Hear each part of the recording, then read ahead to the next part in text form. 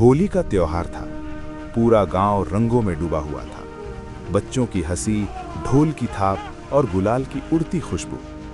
लेकिन उस छोटे से कच्चे घर के आंगन में आज भी सन्नाटा पसरा था। उस आंगन में रहती थी एक बुजुर्ग माँ, जिसका इकलौता बेटा देश की रक्षा करते करते शहीद हो गया था। हर साल होली पर वो छुट्टी लेकर घर आता था। माँ उसके लिए अपने हाथों से गुजिया बनाती, रंग घोलती और हंसकर कहती, बेटा पहले मेरे गालों पर रंग लगाना। पर इस बार दीवार पर टंगी उसकी वर्दी वाली तस्वीर पर फूलों की माला चढ़ी थी और माँ की आंखों में इंतजार की नमी थी। उस रात माँ अपने छोटे से मंदिर में गई, ठाकुर जी के सामने बैठ गई। दिए की लौ टिमटिमा रही थी। माँ ने कांपते हाथों से हाथ जोड़कर कहा, ठाकुर जी, मेरा बेटा तो देश के लिए चला गया। मैं रोती नहीं, मुझे उस पर गर्व है। लेकिन आज होली है, बस एक बार उसे मेरे पास भेज दो। माँ की आंखों से आंसू गिरते रहे। मंदिर में गहरी शांति थी। अगली सुबह होली का दिन था। अचानक दरवाजे पर दस्तक हुई। माँ ने धीरे से दरवाजा खोला और सामने जो देखा उसकी सांसें थम गई। सेना की वर्दी में उसका बेटा खड़ा था।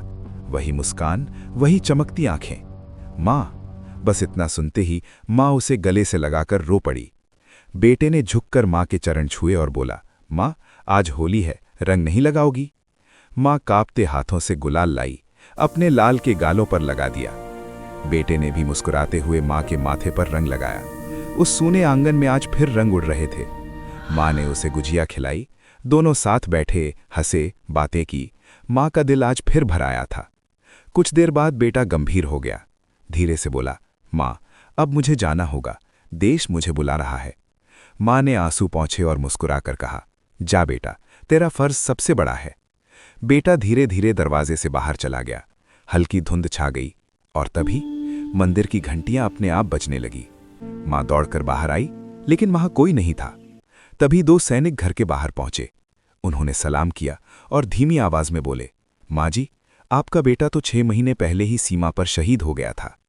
माँ की आंखें भर आईं। वो बिना कुछ कहे मंदिर की ओर दौड़ी और जो उसने देखा, उसके आंसू रुक नहीं पाए। ठाकुर जी की मूर्ति के गालों पर वही लाल गुलाल लगा था जो उसने अभी अभी अपने बेटे को लगाया था। माँ समझ गई, आज स्वयं ठाकुर जी उसके बेटे का रूप बनाकर आए थे, उसकी सूनी होली को रंग देने, उसका दिल भरने। उस दिन माँ की आंखों में आंसू थे, लेकिन दर्द के नहीं, एक अजीब सी शांति के, क्योंकि वो जान गई थी शहीद कभी मरते नहीं, वे भगवान के सबसे प्रिय हो जाते हैं और सच्ची माँ की पुकार सीधे भगवान तक पहुंचती है। होली के रंग मिट जाते हैं, पर एक माँ का प्रेम और एक शहीद का बलिदान हमेशा अमर रहता है।